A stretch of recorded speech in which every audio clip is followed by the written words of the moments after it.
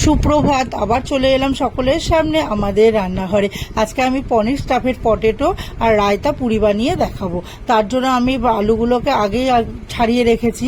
এবার আর আমি ময়দাটাকে ময়ম দিয়ে মেখে রেখে দিয়েছি। এবার আর এই যেটা স্টাফেড পুরি করব তার জন্য আমি একটা ভাজা মশলা করব।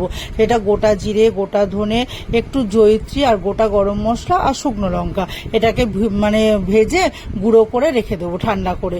এবার আলুগুলোকে আমি ভেতর থেকে আর ছুরির সাহায্যে আমি ভেতরে সব কুড়িয়ে আলুগুলোকে বার করে নেব। নিয়ে এইবার আমি সব কটা আলু এরকমভাবে বার করে নিয়ে এবার ওই আলুগুলোকে একটু নুন হলুদ মাখিয়ে নিয়ে এবার আমি ছাকা তেলে ওগুলো ছেড়ে দেবো। এবার ওগুলো ভাজা হতে হতে আমি একটা মশলা করব, যেটা গ্রেভি করব তার মশলাটা করে নেব।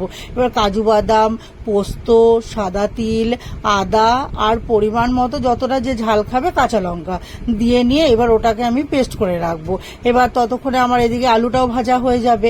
এবার ওই আলুটাকে তুলে নিয়ে এবার আলুর ভেতরে যেগুলো কুড়িয়ে রেখেছি সেটাকেও আমি ওই তেলের মধ্যে ভেজে নেব। এবার ওটাকে ভেজে তুলে নিয়ে ওই তেলের মধ্যে আমি এবার একটু কারি পাতা আর নারকেল কোড়া দেবো। নারকেল কোড়া কারি পাতাটাও একটু হালকা করে ভেজে নিয়ে এবার যে আলু যেগুলো কুড়িয়ে রেখেছি সেই ভাজা আলুটার সাথে ওটাকে মিশিয়ে দেব। দিয়ে এইবার আমি পনিরটাকে একদম গুঁড়ো গুঁড়ো করে ওর মধ্যে হাতের সাহায্যে ওর মধ্যে দিয়ে এবার পরিমাণ মতো একটু নুন দেব, একটু চিনি দেবো, আর যে ভাজা মশলা করেছি সেটা একটু দিয়ে দেবো। দিয়ে ভালো করে ওটাকে আমি মেখে নেব। নিয়ে এইবার সব আলুগুলোর মধ্যে আমি পুরগুলোকে ভরে ভরে রেডি করে নেব। এইবার আমি তেলের মধ্যে গোটা জিরে ফোড়ন দিয়ে টমেটোটা দিয়ে দেবো। এবার কড়াইতে তেলের মধ্যে জিরে ফোড়ন দেবো, দিয়ে টমেটো কুচিটা দিয়ে দেবো। এবার টমেটোটা একটু নাড়াচাড়া করে নরম হয়ে গেলে এবার আমি যে মশলা পেস্টটা করে রেখেছি সেই মশলা পেস্টটাকে ওর মধ্যে দিয়ে দেবো। দিয়ে পরিমাণ মতো নুন, হলুদ, কাশ্মীরি লঙ্কার গুঁড়ো, স্বাদ মতো একটু চিনি, একটু জিরের গুঁড়ো, একটু ধনের গুঁড়ো দিয়ে ভালো করে মশলাটাকে কষিয়ে নেব।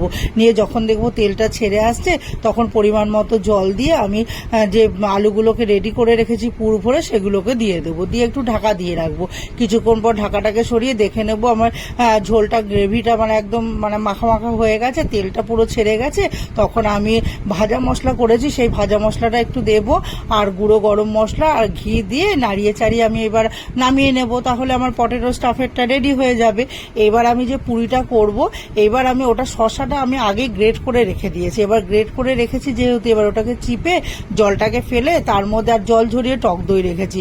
নিয়ে ওর মধ্যে এবার পরিমাণ মতো নুন, একটু মিষ্টি দেব আর একটু ভাজা মশলা দেব। দিয়ে ভালো করে ওটাকে মেখে ওটাকে বাইন্ড করার জন্য একটু ছাতু দেব। দিয়ে ওটা ভালো করে মেখে নেব। নিয়ে এবার আমি একটা করে লুচি বেলবো, তার মধ্যে ওই গ্রেভিটাকে ভালো করে মাখিয়ে দেব।